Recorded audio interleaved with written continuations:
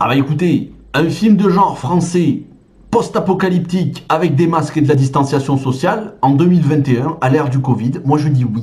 Je dis oui merci.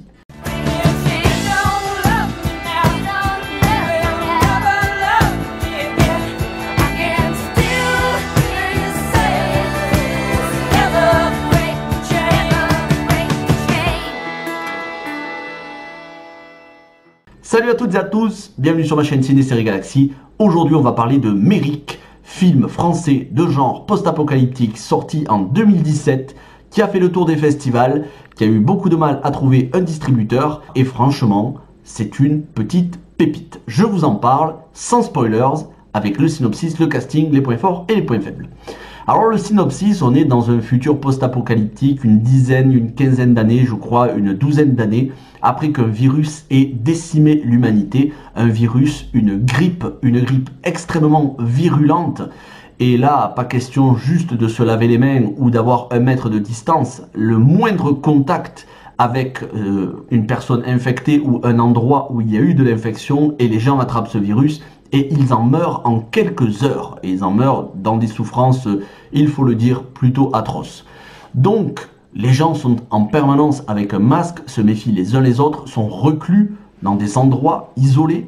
Les survivants, parce qu'il y a eu énormément de morts, les survivants se sont regroupés dans des camps où ils sont protégés de l'épidémie. Mais voilà, ça ne dispense pas que dans ces camps, il y a des tensions parfois.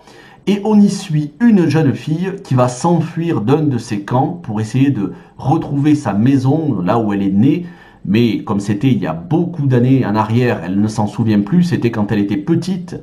Et donc on voit un petit peu les rues de certains villages français qui sont avec des scènes post-apocalyptiques, avec tout ce qui est abandon de véhicules, du lierre grimpant de partout.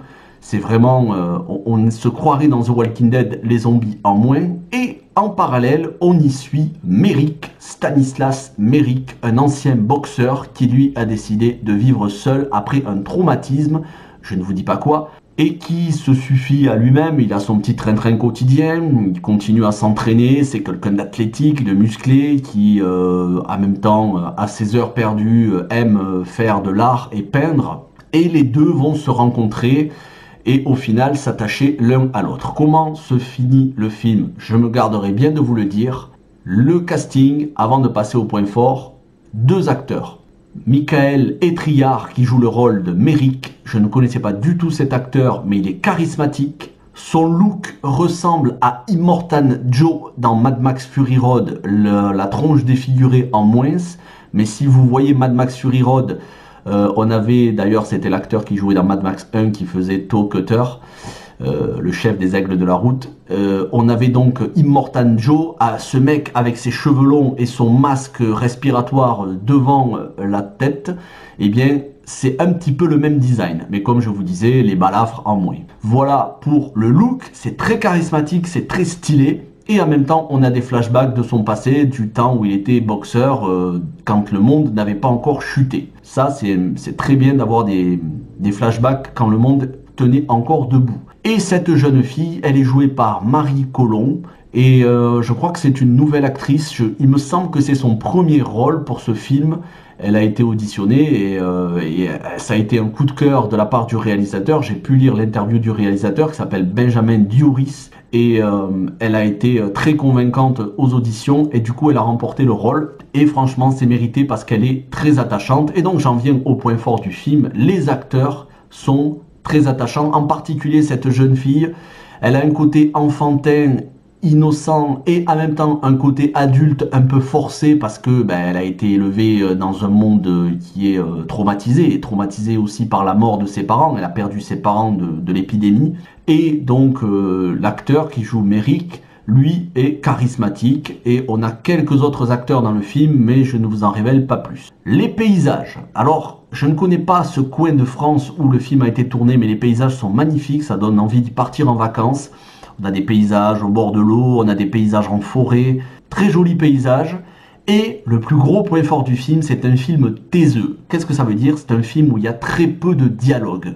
C'est assez contemplatif, ce qui ne veut pas dire qu'il y a des longueurs, il y a beaucoup d'action, vous verrez. Mais Voilà, ça parle pas beaucoup et d'ailleurs on n'a pas besoin de beaucoup de dialogue, tout passe par le regard et les non-dits. Donc j'ai trouvé beaucoup de points forts à ce film. Si on doit trouver des points faibles, c'est malheureusement son faible budget, mais ça c'est pas vraiment la faute du réalisateur, c'est la faute des producteurs français qui ne croient pas dans les films de genre. Et moi je suis pour qu'on ait des films de genre, je l'ai déjà dit, je le répéterai, si j'étais producteur, je financerais des films de ce style.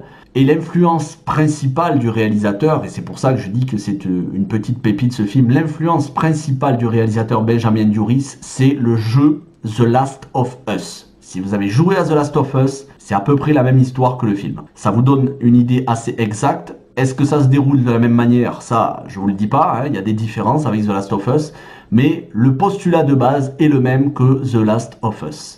Comme je vous le disais, malheureusement, au moment où le film est sorti, il n'a pas trouvé de distributeur et encore aujourd'hui, à l'heure actuelle, il n'est pas sorti en salle, il n'a pas eu une grosse exposition. Heureusement, il vient de sortir en VOD, je crois, sur Orange ou sur OCS, une des deux plateformes. Je vous encourage à aller voir Allociné, vous aurez plus de détails, à la mi-avril de cette année. Mais vous voyez, c'est un film qui a été tourné en 2016 et qui ne sort que maintenant. Et ça, c'est très dommageable.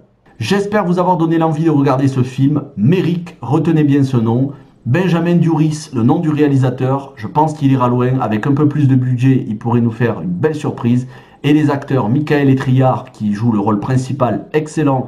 Et Marie Colomb, très touchante. Petite révélation. J'espère les voir dans d'autres films. En tout cas, voilà qui conclut notre semaine thématique spéciale sur ma chaîne post-apocalyptique des années 70 à aujourd'hui. J'espère que vous avez apprécié les 5 films dont on a parlé sur la chaîne. On aura d'autres semaines comme ça sur la chaîne qui parleront pas forcément du post-apocalyptique, mais d'autres films des années 60, 70, voire plus anciens encore. Je ne traite pas des films uniquement récents, mais moi ce qui m'intéresse c'est l'ensemble des films sortis. Donc il y aura d'autres films comme ça que j'essayerai de vous faire découvrir, des films connus, des films totalement inconnus, de petites pépites qui sont absolument dans les limbes, absolument inconnus du plus grand nombre.